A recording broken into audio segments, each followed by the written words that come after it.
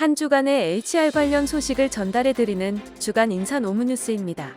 뉴스의 자세한 소식은 첨부 파일을 통해 확인하실 수 있습니다. 첫 번째 소식은 고용노동부 및 정부 지원 관련 소식입니다.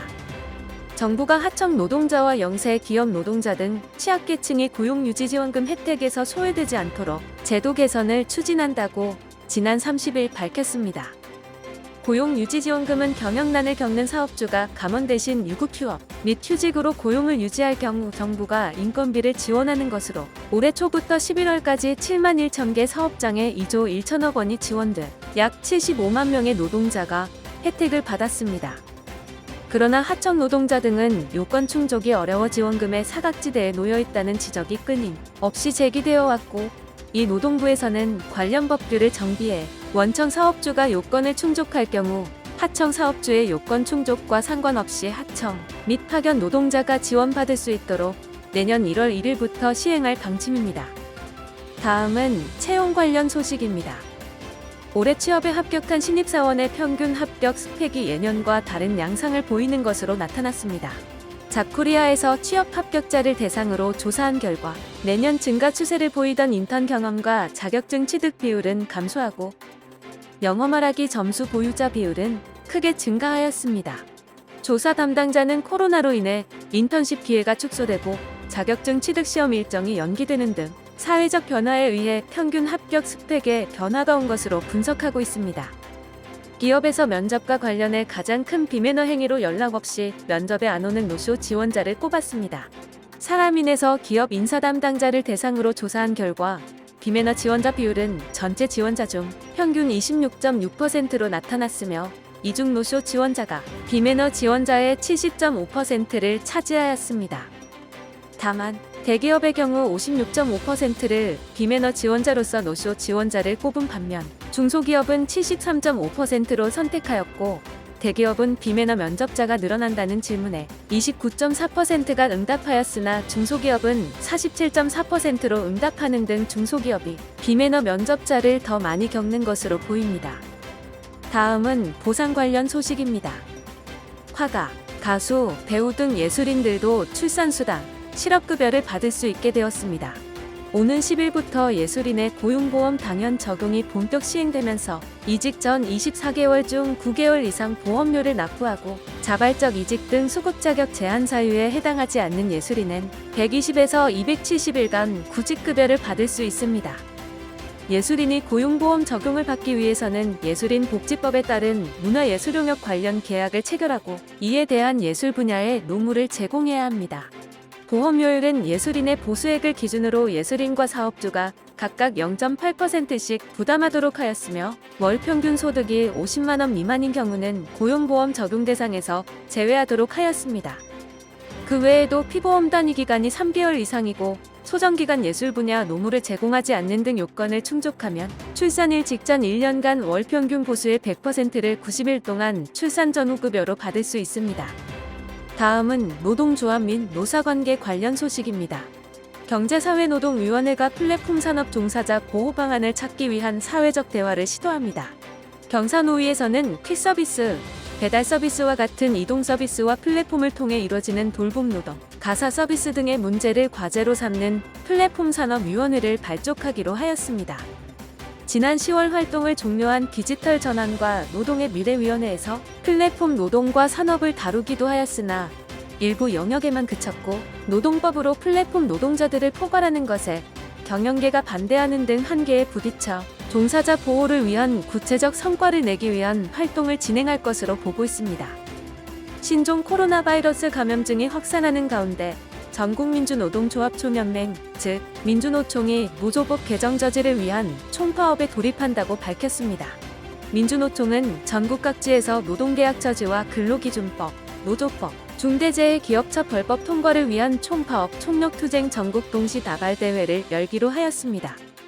민주노총 관계자는 사회적 거리두기 2단계를 고려해 인원을 9명으로 제한한다고 밝혔으나 8명이 기자회견을 가진 서울을 제외한 수도권 이외 지역에서는 수십 명이 모이는 사례도 목격되는 등 방역당국과의 마찰을 빚기도 했습니다.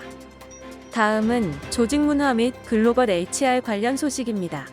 우리나라 청년들의 교육 수준이 OECD 최고 수준인데도 고학력 청년 실업률은 높아지고 있다는 조사 결과가 나왔습니다. 한국경제연구원에서 OECD 37개국의 25세부터 34세까지의 청년 고등교육 이수율과 고용지표를 2009년부터 2019년까지 분석한 결과 OECD 청년 대학 졸업자 평균 실업률은 2009년 6.1%에서 2019년 5.3%로 0.8%포인트 개선되었으나 우리나라는 5.0%에서 5.7%로 0.7%포인트 악화되었습니다. 이에 우리나라는 청년 실업률이 2009년 14위에서 2019년 28위로 14단계 하락하였습니다. 신종 코로나 바이러스 감염증의 장기화로 국민 정신건강에 적신호가 켜지자 정부가 자가 진단 앱을 개발하여 우울증 검진 체계를 구축한다고 밝혔습니다. 보건복지부에서는 코로나 우울 관리를 위해 일반 국민, 취약계층, 고위험군 등 3단계로 세분화하기로 하였으며 실업자와 구직자 등 심리 안정이 필요한 경우 전국 57개 고용센터를 통해 정신건강복지센터로 연계할 예정입니다. 콜센터 등 감정노동 고위험 사업장에 컨설팅과 감독을 강화하고 직업 트라우마 센터를 올해 8개에서 13개로 확충하기로 하였습니다. 그 외에도 갑질, 성폭력, 금융사기 등 고위험군 방문이 많은 기관은 상담 인력을 직접 배치하는 방안도 검토하고 있습니다. 결혼한 여성 중 올해 상반기에 직장을 그만둔 경력 단절 여성의 숫자가 지난해보다 줄어든 것으로 나타났습니다. 통계청은 지난 24일 2020년 상반기 지역별 고용조사 경력 단절 여성 현황을 통해 경력 단절 여성이 전년 동기 대비 11.4%가 줄어든 150만 6천 명이라고 밝혔습니다. 이는 전체 기혼 여성의 17.6%로 역대 최저치로 나타났습니다.